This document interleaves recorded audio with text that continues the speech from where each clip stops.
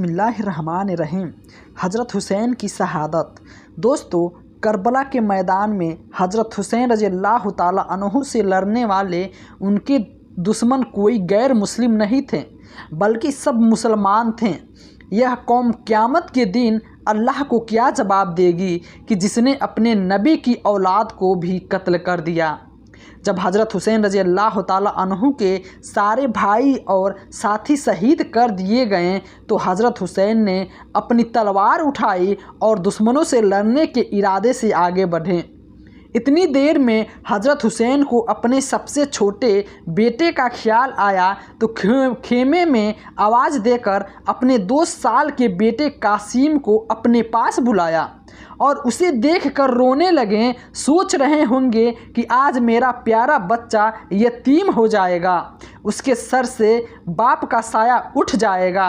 حضرت حسین رضی اللہ تعالیٰ عنہ اپنے بیٹے کے سر پر ہاتھ رکھتے اسے دیکھے جا رہے تھے اور آنکھوں سے آنسو جاری تھے کہ تبھی سامنے سے ایک دشمن نے تیر چلایا اور وہ سیدھے حضرت حسین کے 2 سال کے بیٹے قاسم کی گردن پر آ کر لگا۔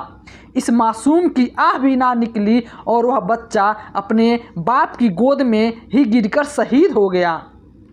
بیٹے کی ایسی موت دیکھ کر حضرت حسین بھی تڑپ اٹھے اور آنکھوں سے آنسو بہنے لگے، لیکن تبھی خود کو سنبھالا اور پھر اپنے بیٹے قاسم کی گردن سے بہتا ہوا خون ہاتھ میں لے کر آسمان کی طرف اچھال دیا اور کہا کہ اے اللہ، اگر آپ اس حال میں بھی مجھ سے راضی ہیں تو حسین بھی آج آپ سے اس حالت میں راضی ہے۔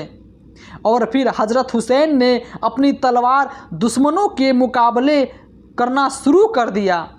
حضرت حسین رضی اللہ تعالیٰ عنہ کو اللہ نے بہت طاقت عطا فرمائی تھی، اس لیے جو بھی ان کے سامنے آتا اپنی جان سے ہاتھ دھو بیٹھتا۔ حضرت حسین ان دنوں 3 دنوں سے پیاسے تھے۔ دشمنوں نے اپنی پانی تک روک رکھا تھا، پانی کا ایک بوند بھی نبی کے نواسے کو نصیب نہ ہوا۔ اس حالت میں پیاس حضرت حسین کربلا کے میدان میں تھے، اکیلے دشمنوں کا مقابلہ کر رہے تھے۔ حضرت حسین ایسی بہادری سے لڑ رہے تھے کہ دشمنوں کے لشکر میں سے ایک آدمی جس کا نام عبدل بن عمار تھا، اس نے کہا کہ اللہ کی قسم، میں نے سارے زندگی میں کوئی ایسا انسان نہیں دیکھا کہ جس کی آنکھوں کے سامنے اس کے سارے گھر والوں کو شہید کر دیا گیا ہو، پھر بھی وہ اتنی ہمت سے اور بہادری کے ساتھ اپنے دشمنوں کا مقابلہ کرے جیسے کہ آج حسین کر رہے ہیں۔ حضرت حسین کو بہت تیز پیاس لگی تھی، اس لیے وہ لشکر کو کاٹتے ہوئے سامنے دریا کی طرف بڑھے اور دریا کے پاس پہنچ کر جیسے ہی ہاتھ میں پانی لے کر پینا چاہا تو سامنے سے ایک دشمن نے ایسی تیر چلائی کہ وہ سیدھے حضرت حسین کی گردن کو لگتا ہوا گزر گیا اور ان کی گردن سے خون بہنے لگا۔ حضرت حسین نے اپنی گردن کا خون اپنے ہاتھ میں لیا اور اللہ سے کہا کہ اے اللہ، لگتا ہے آپ سے میں پیاسے ہی ملوں گا۔ اور پھر حضرت حسین اٹھے اور دشمنوں کی طرف مڑے تو دشمنوں نے آپ کو چاروں طرف سے گھیر لیا تھا۔ دشمنوں کی فوج گھوڑے پہ تھی اور حضرت حسین پیدل بھوکے پیاسے اور اکیلے ان دشمنوں کا مقابلہ کر رہے تھے۔ حضرت حسین دشمنوں کا مقابلہ کرنے کے لیے اٹھے اور ہاتھ میں تلوار لی، تبھی ایک دشمن نے حضرت حسین رضی اللہ تعالیٰ عنہ کے بائیں پر تلوار سے حملہ کیا، جس کی وجہ سے حضرت حسین کا ہاتھ کٹ گیا اور وہ بے بس ہو گئے۔ لیکن حضرت حسین نے ہار نہ مانی اور تلوار دوسرے ہاتھ میں لے کر دشمنوں کا مقابلہ کرنا چاہا، لیکن تبھی ایک دشمن نے ایک بڑا سا تیر جس کو نیزہ بولتے ہیں اسے حضرت حسین پر حملہ کر دیا اور وہ نیزہ سیدھے حضرت حسین کے گردن میں گھسا دیا اور حضرت حسین بے بس ہو کر زمین پر گر پڑے۔ سمر نے فوجی سے کہا کہ آگے بڑھ کر حسین کی گردن کاٹو، لیکن کوئی اس کی ہمت نہیں کر پا رہا تھا، لیکن تبھی انس نام کا ایک دشمن آگے بڑھا، حضرت حسین کے بال پکڑے اور تلوار گردن پہ رکھ کر حضرت حسین کا سر کاٹ دیا۔ حضرت حسین کا جسم زمین پر دھڑام سے گرا اور پھر سمر نے حکم پر حضرت حسین کا سر تلوار کی نوکوں میں لگا کر آسمان کی طرف اٹھا دیا گیا۔ سمر نے حکم دیا کہ جتنے لوگ حسین کے ساتھ آئے تھے ان سبھی کی گردنوں کو کاٹو اور تلواروں کی نوکوں پر چڑھا دو۔ حضرت حسین کے ساتھی سبھی ساتھیوں کی گردنیں کاٹی گئیں اور سبھی کے کٹے سر تلواروں کی نوکوں پر چڑھا دیا گیا، یہاں تک کہ ان ظالموں نے حضرت حسین کے 2 سال کے بچے حضرت قاسم کی گردن کاٹی اور اسے تلوار پہ چڑھا دیا۔ اس کے بعد سمر نے حکم دیا کہ حسین کے جسم پر گھوڑے دوڑا دیا جائے۔ سمر کے حکم پر ایسا ہی کیا گیا اور پھر ہمارے حضور صلی اللہ علیہ وسلم کے نواسے حضرت حسین رضی اللہ تعالیٰ عنہ جس پر گھوڑے دوڑا کر ان کی لاش کو خراب کر دیا گیا۔ حضرت حسین کے جسم پر 32 تلواروں کے زخم تھے اور 34 نیزوں کے زخم تھے۔ دوستو، اس بے دردی کے ساتھ کربلا کے میدان میں ہمارے حضور صلی اللہ علیہ وسلم کے نواسے حضرت حسین کو شہید کیا گیا۔ اس کے بعد سمر کے حکم پر فوج کے خیمے میں بیٹھی عورتوں پر حملہ کر دیا اور ان کا سارا سامان لوٹ لیا۔ ساری عورتوں کے ہاتھوں میں زنجیر باندھ کر انہیں باہر نکالا گیا تو ان عورتوں میں حضرت حسین کی بہن حضرت زینب بھی تھی۔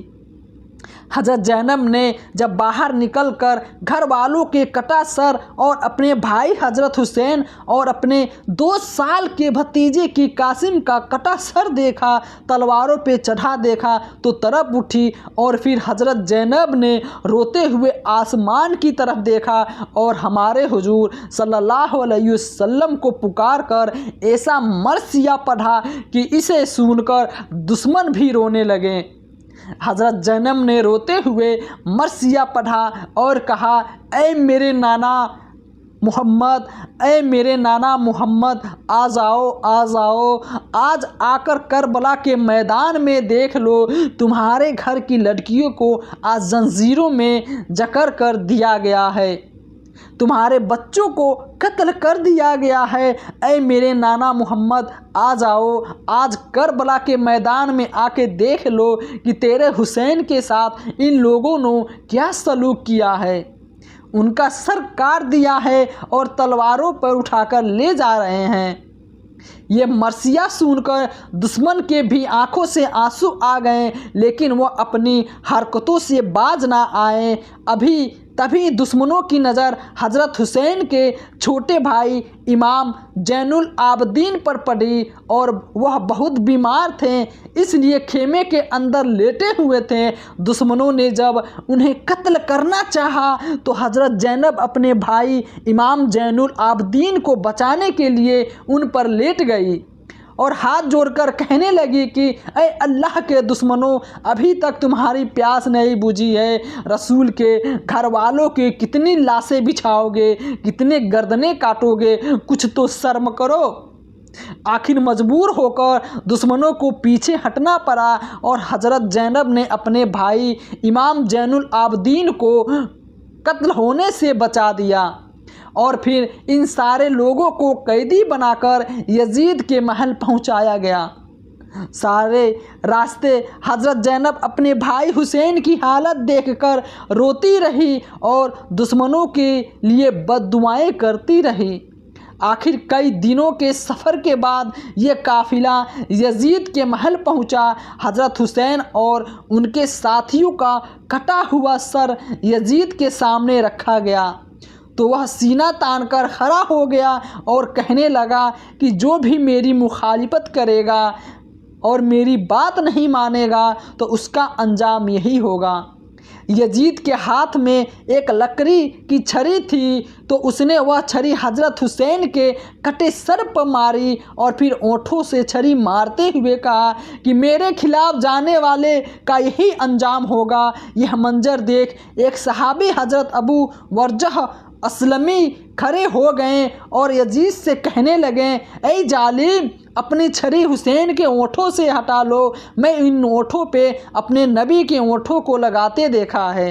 यजीद ने कहा कि अबू वर्जह, शुक्र मना कि तू बूढ़ा हो चुका है और तेरे बाल सफ़ेद हो गए हैं, इसलिए मैं तेरी इज्जत करता हूँ, वरना मैं अभी अपनी तलवार से तेरी गर्दन उड़ा देता। जिस दिन हज़रत हुसैन को शहीद किया गया तो उसी दिन हज़रत अब्दुल्ला बिन अब्बास ने ख्वाब देखा कि हुजूर सल्लल्लाहु अलैहि वसल्लम के हाथ में एक बोतल है कि जिसमें खून भरा हुआ है। हज़रत अब्दुल्ला बिन अब्बास ने पूछा, अल्लाह के रसूल, आपके हाथ में ये कैसा खून है? तो फरमाया कि यह मेरे हुसैन और उसके साथियों का खून है जो मैं सुबह से जमा कर रहा हूँ, और क़यामत के दिन मैं अल्लाह के सामने गवाह बनकर आऊँगा कि इन जालिमों ने कैसे मेरे हुसैन को शहीद किया।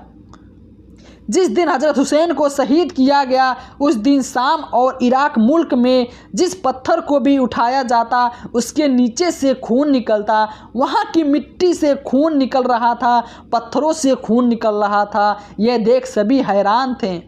हज़रत हुसैन के छोटे भाई इमाम ज़ैनुल आबदीन हर वक्त रोया करते थे। तो किसी ने उनसे पूछा कि हज़रत आप इतना ज़्यादा क्यों रोते हो? तो उन्होंने जवाब दिया कि ऐ मेरे भाई, हज़रत याकूब अलैहिस्सलाम का बेटा यूसुफ खो गया था, खोने के बाद मिल भी गया था, लेकिन फिर भी उस बेटे की याद में उन्होंने हज़रत याकूब अलैहिस्सलाम रो के अपनी आँखें ख़राब कर ली। मैंने तो अपनी आँखों के सामने अपने पूरे घर वालों को ज़बह होते हुए देखा है, तो मैं कैसे ना रोऊं। दोस्तों, इसके आगे का वाक़या बहुत दर्दनाक है। हज़रत ज़ैनब कैसे अपने भाई हुसैन का कटा हुआ सर अपने घर मदीना लेकर आई है, और फिर मदीना वालों ने जब हज़रत हुसैन की यह हालत देखी तो मदीना में कैसे कोहराम मचा और औरतें कैसे रो रही थी। ये सारी बातें इंशाअल्लाह अगली वीडियो में बयां किया जाएगा। तब तक के लिए चैनल को सब्सक्राइब ज़रूर कर लें।